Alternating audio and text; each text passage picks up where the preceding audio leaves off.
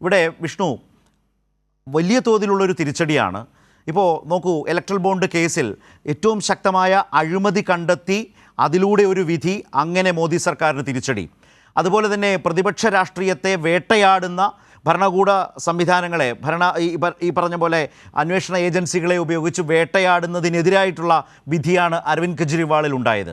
നിങ്ങൾക്കൊപ്പം മാധ്യമങ്ങൾ നിന്നില്ലെങ്കിൽ ഇതായിരിക്കും അനുഭവം എന്ന മുന്നറിയിപ്പും സന്ദേശവും നൽകുന്ന പ്രബീറിൻ്റെ അറസ്റ്റ്, ആ നടപടി അതിനേറ്റ കനത്ത തിരിച്ചടിയാണ്. പ്രബീർ ഇപ്പോൾ ജയിൽ വിട്ട് പുറത്തേക്ക് വരുന്ന സുപ്രീം കോടതിയുടെ ഇടപെടൽ. സുപ്രീം കോടതി അങ്ങനെ ശക്തമായി ഇടപെടുകയാണ്. ഈ സർക്കാരിൻ്റെ ജനാധിപത്യ വിരുദ്ധ, ഭരണഘടനാ വിരുദ്ധ നടപടികൾക്കെതിരെ അതിലെ ഏറ്റവും ശക്തമായ തിരിച്ചടിയാണ് ഈ ദിവസവും BJPക്കും മോദി സർക്കാരിനും ലഭിച്ചിട്ടുള്ളത്.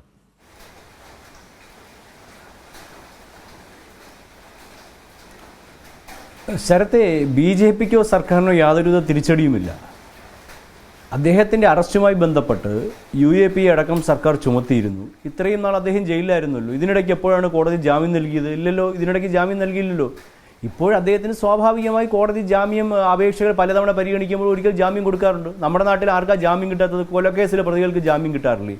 മറ്റ് അതിനേക്കാൾ ഭീകരമായ കേസുകളിലെ പ്രതികൾക്ക് പോലും കോടതിയിൽ നിന്ന് ജാമ്യം കിട്ടാറുണ്ട്. ജാമ്യം കിട്ടുക എന്ന് പറഞ്ഞാൽ അദ്ദേഹത്തെ കുറ്റവിമുക്തനാക്കി എന്നല്ല, സ്വാഭാവികമായി കോടതിയിൽ നിന്ന് ഒരു പൗരന് ലഭിക്കുന്ന കാര്യം മാത്രമാണ്. അത് എത്രയോ കോടതികളിൽ എത്രയോ പേർക്ക് ജാമ്യം കിട്ടുന്നു. അങ്ങനെ അദ്ദേഹത്തിന് ജാമ്യം കിട്ടിയതെന്നുണ്ടെന്നും BJPക്ക് തിരിച്ചടിയല്ല, കേന്ദ്ര സർക്കാരിനും തിരിച്ചടിയല്ല.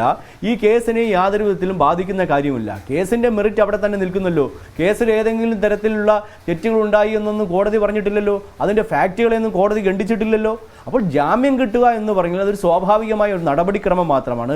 ആ നടപടിക്രമത്തെ മുഴുവൻ നിങ്ങൾ പർവ്വതീകരിച്ച് എന്തോ വലിയ അത്ഭുതം ഇവിടെ നടന്നിരിക്കുന്നു എന്ന് വരുത്തി തീർക്കാനുള്ള ഒരു ശ്രമം മാത്രമാണ്. ന്യൂസ് ക്ലിക്കിൻ്റെ പ്രവർത്തനങ്ങളെപ്പറ്റി കൃത്യമായ ആക്ഷേപങ്ങളുണ്ട്. ആ ആക്ഷേപങ്ങൾ ഇപ്പോഴും നിലനിൽക്കുന്നു.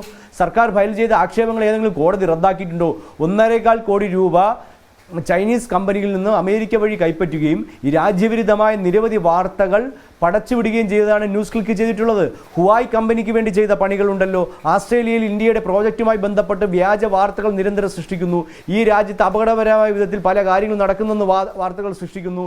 അങ്ങനെ നിരവധി ആക്ഷേപങ്ങൾ ഈ ന്യൂസ് ക്ലിക്കിനെതിരെയുണ്ട്. ഈ രാജ്യത്തിനെതിരെ നിരവധി ആർട്ടിക്കിളുകൾ, രാജ്യവിരുദ്ധമായ ലേഖനങ്ങളൊക്കെ പ്രസിദ്ധീകരിക്കുന്നതിൽ ന്യൂസ് ക്ലിക്കിന് വ്യക്തമായ പങ്കുണ്ട്. അപ്പോൾ അതുകൊണ്ടാണ് സർക്കാർ അത്തരത്തിലുള്ള ഒരു നടപടി സ്വീകരിച്ചിട്ടത്. അങ്ങനെ ഏതെങ്കിലും മാധ്യമങ്ങൾ വിദേശ ഫണ്ട് അന്യായമായി സ്വീകരിച്ച് രാജ്യത്തിനെതിരായ വാർത്ത സ്വീകരിച്ചാൽ, പ്രത്യേകിച്ച് ചൈനയിൽ നിന്നൊക്കെ ഫണ്ട് വരുമ്പോൾ അതീവ ശക്തമായും സുരക്ഷത്തോടെ തന്നെ സർക്കാർ അതിനെ നിരീക്ഷിക്കാറുണ്ട്. അതിൽ യാതൊരുവിധ തെറ്റുമില്ല. ഇനിയും സർക്കാർ അത്തരത്തിലുള്ള നടപടികളുമായി ശക്തമായി മുന്നോട്ട് പോകും. അതിൽ ജാമ്യം കിട്ടി എന്ന് പറഞ്ഞുകൊണ്ട് അവരെല്ലാം പരിശുദ്ധനാക്കി തീർക്കുക എന്ന് പറഞ്ഞാൽ അതിൽ യാതൊരുവിധ അർത്ഥവുമില്ല. ജാമ്യം പല കേസുകളിലും പലരും കിട്ടാറുണ്ട്. ഇനിയും ചിലപ്പോൾ പലർക്കും കിട്ടിയെന്നിരിക്കും. പക്ഷേ കേസിന്റെ മെറിറ്റിനെയൊന്നും ഒരു ഘട്ടത്തിലും ഇതൊന്നും ബാധിക്കുന്ന കാര്യമേ അല്ല.